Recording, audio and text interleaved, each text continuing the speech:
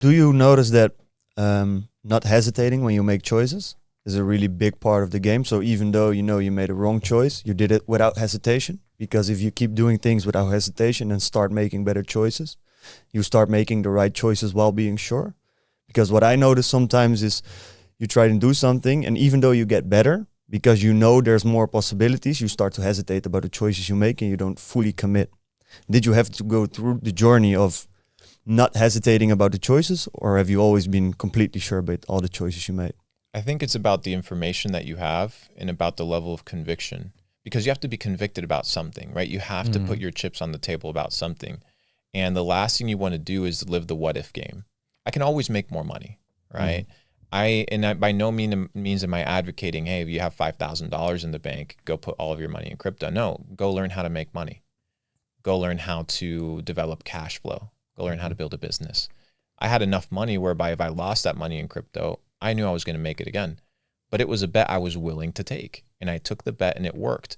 And I realized that if I lost that bet, I was okay too. Why? Because I developed the skills to build and scale digital businesses.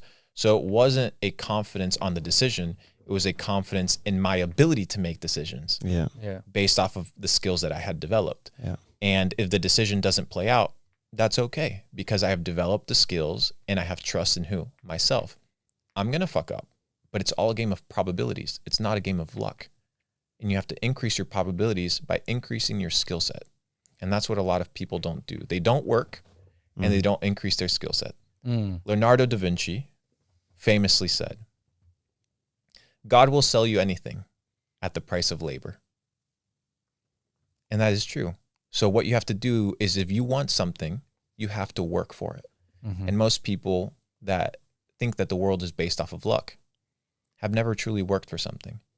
Not enough to understand that luck does not exist. It's merely a game of probabilities.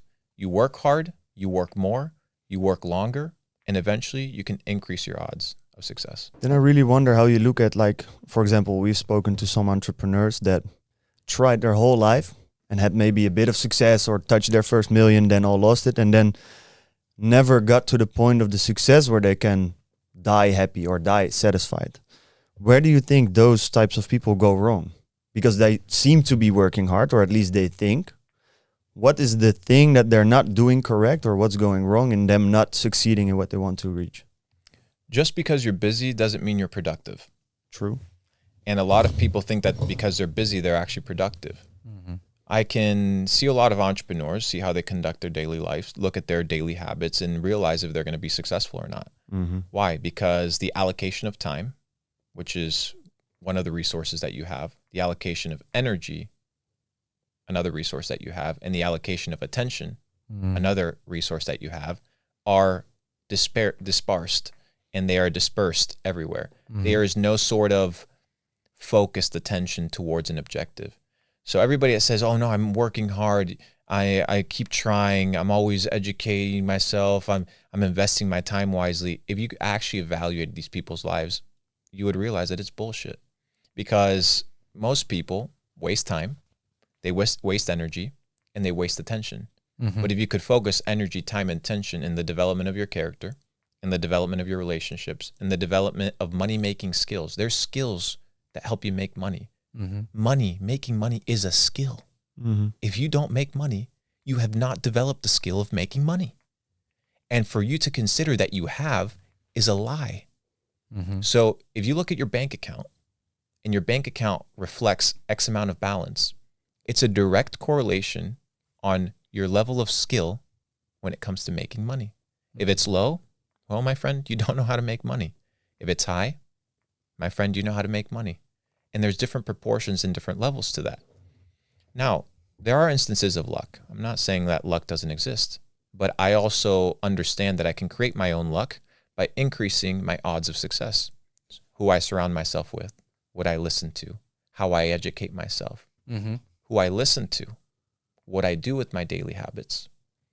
And eventually, I can turn this unlucky beginning, or the cards that I've been dealt of being an immigrant, having $200, flying from Argentina in the flight attendant chair, because I couldn't even get a coach seat, right? To becoming a multimillionaire. pretty curious then. A lot of people are talking these days about the energy that you have during the day. You have 24 hours, the time is obviously very clear, but your energy, how do you give something your energy? Like on what places, in what things? How do you spend your energy? Well, first you need to know what your goal is. Most people walk around with no goals, no ambition. They don't know where they're going. It's like a ship with no destination. If you don't know where you're going, you'll never get there. Once you know where you want to go, then you direct your time, your energy, and your attention to what? To the execution and the achievement of that goal. If you want to make money, you will make money. If you want a good network, you will have a good network. If you want to build a great podcast with great hosts and great guests, you will build a podcast in that way. It's all about intention. But most people walk around in life thinking that life is just a big fat lottery. And it's just not that case. Those that live by the lottery of life most likely end up losing because you're just gambling. I don't want to gamble with my life. So what I do is I set a goal and then I focus my time, energy, and attention, which truly are the only assets that you have. So when a lot of people come to me, they're like, Luke, I have nothing. Brother, you and I have the same exact thing, time, energy, and attention. But what you use your time for, it doesn't yield a return. What I use my time for yields a return. You get paid in proportion to the difficulty of the problems that you solve. Elon Musk said that once. You get paid in proportion to the difficulty of the problems that you solve. Most people that don't make money, they don't solve problems. They don't spot problems. They don't capitalize on problems. If you solve small problems, you'll get paid very little. The guy flipping the patties, like Tate says, somebody's got to flip the fucking burgers. That's true. But they solve very small problems. So they get get paid in proportion to what? Solving that problem. Yeah. You put a man on Mars, you'll get paid in proportion to solving that problem. So you need to focus your time, your energy, and attention to solving big problems. And hopefully your goal is to serve humanity. So you align your goal with a servant's heart of providing for humanity. And of course, there's scammers out there. There's people that aren't good, but I'm not talking about those. I'm not talking to those people. I'm talking about people I want to build real, sustainable, and scalable businesses. That is going to require time, energy, and attention. But you need to know where you're going. What were the goals that you had when you came over to the States with the $200? And did you have the big goals, or did you have to figure them out yet? Or did you have a very clear goal as you have right now? My goal was freedom.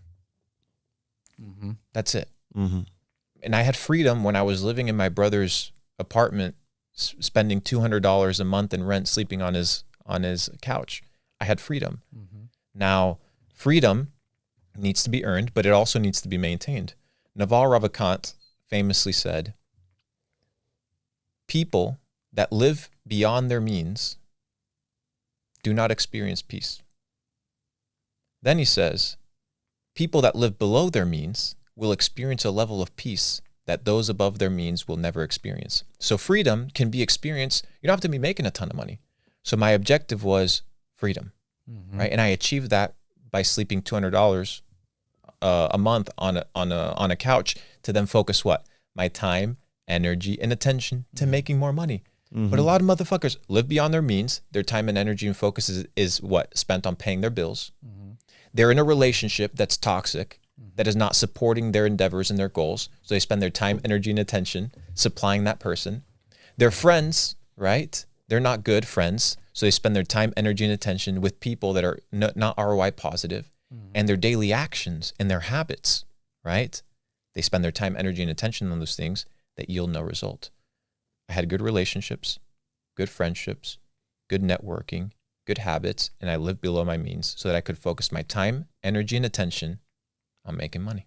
How should one go about finding out for themselves if they're on the right path or no? Because if you say it like that, it's very easy, but I can imagine that there are people listening and thinking, I really love my girl.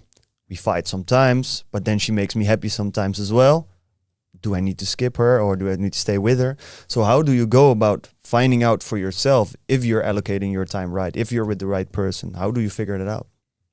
You need to know your goal. You need to establish your goal. And then you need to ask yourself if what you're doing is purposeful and beneficial to the achievement of your goal. Mhm. A good thing at the wrong time can become a bad thing. It's like giving a razor to a baby and expecting the baby not to cut himself. But when you give the razor to a man, Mhm. the man knows Figure how it to out. use it. So the issue may not be the relationship. The issue may not be the girl. The issue may be your inability to establish goals, to establish boundaries, and therefore to be in an environment where you can still pursue your goals effectively. A good thing at the wrong time may be a bad thing. The relationship may not be a bad thing. It may just not be the right time. Mm-hmm. Mm.